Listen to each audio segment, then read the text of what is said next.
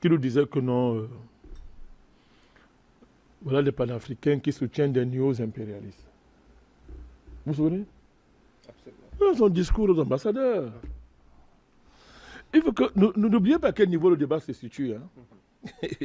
Vous là, nous avons pour interlocuteurs tous les chefs d'État occidentaux. Nous avons pour interlocuteurs les lieux secrets occidentaux. Parce que le niveau du débat, c'est à ce niveau-là que ça se joue. Pour la première fois, il y a une riposte en termes de débat géopolitique, géostratégique. Il y a le niveau tel qu'eux-mêmes sont battus depuis. Et pourquoi ils sont battus? Parce que, voilà, un vaurien, M. Macron, qui va s'asseoir devant un ambassadeur, au lieu de raconter ses histoires, au lieu de parler même de Brigitte Macron aux ambassadeurs, plus il n'avait rien à faire, il ose parler de panafricanisme et de néo-impérialisme. Alors que sa culture idéologique est extrêmement faible sur ces questions-là, nous savons ça. Parce que quand vous allez à Davos et que vous avez pour père intellectuel Klaus Schwab, un petit nazi, demeuré comme il est, on comprend votre niveau. Comme si il connaissait ce qu'on appelle néo-impérialisme et panafricanisme. Il nous disait, comment peut-être soutenir des néo-impériales? Bon, il a la réponse. Bon, il peut voir la réponse, parce que comprendre, ce n'est pas son niveau. Mais il peut voir la réponse. Il voit la réponse.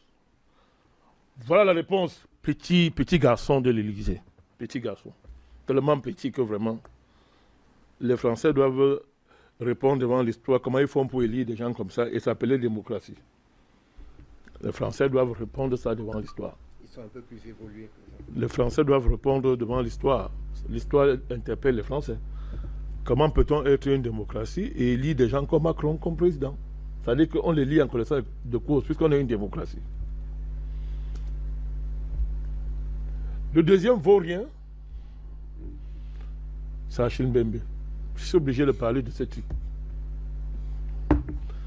Il a fait une sortie dans les médias de sa maison, sans publicité, RFI et machin, pour dire que non, vous vous souvenez, nous faisons le panafricanisme frélaté. Qu'une espèce de néo-souverainisme sans consistance. Et que la dénonciation de la France-Afrique masque une indigence intellectuelle. Bravo. Bon, vous savez qu'il est habitué à des ronfleries de ce genre pour masquer sa vacuité et son vide intellectuel.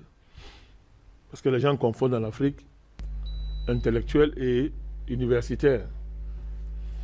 Et encore, tout à l'heure, je recevais quelqu'un qui l'a connu en Pennsylvanie, qui me racontait qui a Achille Mbembe tout à l'heure. C'est ça la chose, le message. Il me disait que voilà ce qu'il vaut. Observe, dans les universités où il est passé, il fait au moins d'1 an. Là, en Pennsylvanie, il est tellement inconsistant qu'il faisait moins d'1 an quand il passait. Mais bon, ce n'est pas le sujet parce que ce n'est pas ça qui est important. Alors, voilà la réponse. La question est celle-ci. C'est normal. Monsieur Mbembe est les sommeliers de Montpellier. C'est-à-dire la clique de soi-disant intellectuels que Macron a recruté. C'est-à-dire, vous voyez, quelqu'un dit qu'il est intellectuel, il se fait recruter par Macron. Je ne sais pas si vous comprenez ce que ça veut dire. C'est-à-dire quelqu'un est intellectuel et il se fait recruter par Macron. Macron qui incarne le vide sidéral qu'une personne peut incarner sur cette terre, le vide absolu en termes d'âme humaine. Mais quelqu'un dit qu'il est intellectuel, il se fait recruter par Macron. Donc les semeurs de Montpellier, bardés de leur agrégation, ils ont 100, 200, 300 agrégations. Le dernier avait 4 doctorats. Le Nabucco, qui nous parle de servitude volontaire, pour dire que vraiment la question du franc CFA, c'est la servitude volontaire. Nabucco. Pour vous dire le genre les gens diplômés que vous avez. Ce monsieur Macron l'a chassé de la francophonie parce qu'il avait osé mettre sur la question du franc CFA. Nous, ici, on a pris sa défense ici. Vous vous souvenez, ici. Ici. Mais dès que Macron l'a fouetté, il a eu peur. Dès qu'on l'a touché un peu, là, qu'on en revient, il a renié ces thèses qu'il disait avant. Nabucco. Il parle de servitude volontaire. Silencieux, ils sont tous silencieux devant ce processus historique. Silencieux. Pourquoi? Parce que ça remet en cause la mainmise de leur maître, de la tutelle française, de ces anciennes colonies, et ils vivent de ça. Ils sont silencieux. Ils ont ramassé un vaurien mettre devant, comme si ce monsieur pouvait influencer même une chèvre en Afrique. Comme si... Voilà la réponse, Fabrice. Pourquoi c'est important, cette réponse? Parce que ça fait 13 ans qu'on a cessé. Les gens ont vu comment on a conçu depuis 13 ans cette dynamique. Pas à pas, pierre par pierre, sous la protection du vrai Dieu, l'inspirateur suprême de ce mouvement. Pas à pas. Fabrice Ndom. Comment c'est monté en puissance? Pas à pas.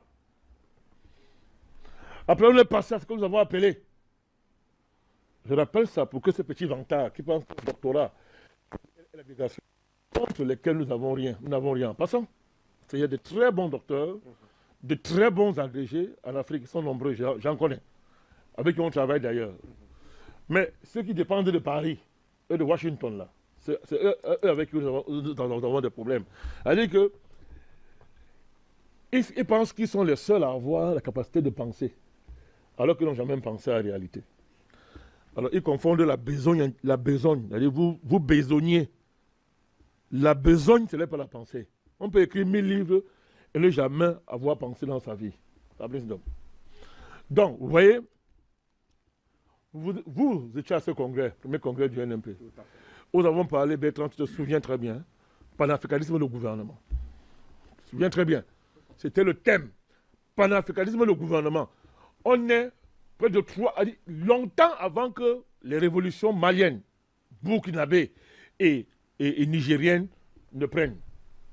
Nous disions à ce congrès qu'il faut passer du panafricanisme tribunicien, excellent que nous avons fait ici, pour commencer à penser le panafricanisme comme étant l'articulation entre une démarche révolutionnaire et une capacité à gouverner. Et on disait que c'est de là que va sortir l'embryon du panafricanisme du XXIe siècle. Tu te souviens, non, Bertrand? Tu y étais, n'est-ce pas? Et il y a des documents. Pour dire que ce qui arrive là, comme on veut le dire, comme la France et ses chiens couchants, on veut le faire. Non, c'est du spontanéisme de rue. Que les gens qui parlent là, ils sont coléreux, ils sont nerveux. Que monsieur, il y a une pensée solide derrière. Quelqu'un n'a pas besoin d'être repris à RFI, à France 24 et ailleurs. Il y a une pensée solide derrière. Nous ne sommes pas là dans du spontanéisme. Voilà ça. Alors, qui va encore venir parler de panafricanisme frélaté, de néo-souverainisme, pour se moquer. Parce que quand on est capable de mener un combat, on le dénigre toujours. Tous ceux qui ne sont pas en mesure de mener un combat, le dénigrent toujours. Tous ceux dont les intérêts sont menacés par un combat historique dénigrent toujours ce combat et se liguent pour le détruire, y compris par des armes intellectuelles. Il faut que la France aille recycler ses combattants et ses chiens couchants. Les Mbembe, Nabucco et les consorts là sont des vauriens, ils ne peuvent pas se tenir devant nous. Voilà ça. C'est important, cette dimension, mon cher ami. Tout à l'heure, vous avez demandé, mais pourquoi d'autres initiatives chez ces gens ont échoué auparavant? Je voudrais vous rappeler que la première communauté, vous allez comprendre pourquoi il y a la crise au Niger. Et que l'histoire, mon cher ami, ne bégaye pas. L'histoire ne bégaye pas, Fabrice Ndom. Et ce qui est bien avec l'histoire, c'est que l'histoire n'oublie jamais. L'histoire a une mémoire terrible. Et l'histoire se tient. Jocelyn, Fabrice Ndom. Je vous confonds, tout à fait. On a une pensée pour lui cet après-midi. L'histoire n'oublie jamais ses précédents. Vous comprenez? Et quand il y a eu un précédent dans l'histoire qui est passé, quand le précédent revient dans l'histoire, il revient ayant maturé, ayant accumulé pour donner le meilleur. Donc, très bien. On est dans les années... 1970. Non, 57. Okay, 57. On est en 57. Il y a une loi du 10 janvier 1957 où la France instaure par une loi la communauté de ce qu'on appelle l'Organisation commune des régions sahariennes. Elle va durer jusqu'à 1963. Cette organisation est déclenchée, Fabrice, par la découverte, écoutez bien, du pétrole, du gaz et de l'eau. À la suite de 3 missions lyonnaises. 3 missions lyonnaises, écoutez bien, 3 missions lyonnaises. La France coloniale décide de lancer l'Organisation des communes et régions du Sahel. L'Organisation commune des régions du Sahel, des régions sahéliennes. L'OCRS. Oui, l'OCRS, oui. Je répète, c'est la découverte du pétrole, du gaz et de l'eau. Je vous ai dit ici il y a quelques temps que la nappe d'eau du Niger est capable d'alimenter le monde entier à partir du principe que le monde entier n'a pas d'eau et que le Niger soit le seul à avoir sa nappe phréatique. Elle peut approvisionner le monde entier sur au moins, écoutez-moi bien, 100 ans. Uniquement la nappe d'eau du Niger. Mais je suis en train de vous parler. Les Français ont vu ça depuis les années 50. À la veille des indépendances, ils lancent le projet-ci. Mais ça aurait été la catastrophe, c'était juste pour enrichir la France. Et la France devait aller partager ça avec les États-Unis. D'ailleurs, M. Amadou Diori, sa mort viendra dedans. Amadou Diori, son déclassement va venir d'ici. Parce que lui, il était un pro-français. Au départ, à un moment donné. Vous comprenez ça? Vous voyez donc, voyez comment l'histoire fonctionne. Après ça, la France abandonne le projet. Bon, elle n'a pas besoin de ça. Elle avait des valets partout. Oufouet Boigny était là. Tous ces valets, ils étaient là. Rien de bon pouvait se faire dans la sous-région qui soit contre les intérêts de la France. Jusqu'à ce qu'avènement de la CEDEAO. Alors, aujourd'hui, Bertrand, c'est quoi? Qu'est-ce que l'alliance de l'État Congouma, c'est quoi? C'est une véritable renaissance de ce projet, mais cette fois-ci mise en œuvre par les panafricanistes. Le Sahel, depuis son existence, appelle le panafricanisme, a besoin du panafricanisme depuis son existence. Le Sahel, qui provient de la né du découpage colonial, depuis soupire après le panafricanisme, a besoin du panafricanisme pour exister. La France a voulu dévancer. Comme vous comprenez, c'est une affaire de vie ou de mort pour la France au Niger. Elle est déjà morte parce que c'est terminé. Elle est déjà morte. Voilà pourquoi ce panafricanisme, le vent panafricaniste ne pouvait pas déboucher sur cette organisation. Il n'y a pas de sécurité dans le Sahel sans la mise en communauté de projets de défense. Pour commencer par là, de sécurité. Alors moi je pose une question au monde entier. Je ne sais pas si le panafricanisme c'est donc quoi? C'est donc quoi? Ben, vous avez la charte devant vous, non? Tout à fait. Allez lire dans ces articles pertinents, article 4, article 5, article 6 et 7. Allez lire. Si ce n'est pas ça le panafricanisme, c'est quoi? Qu'est-ce qu'on fait ici? Vous voulez que je boude mon plaisir cet après-midi?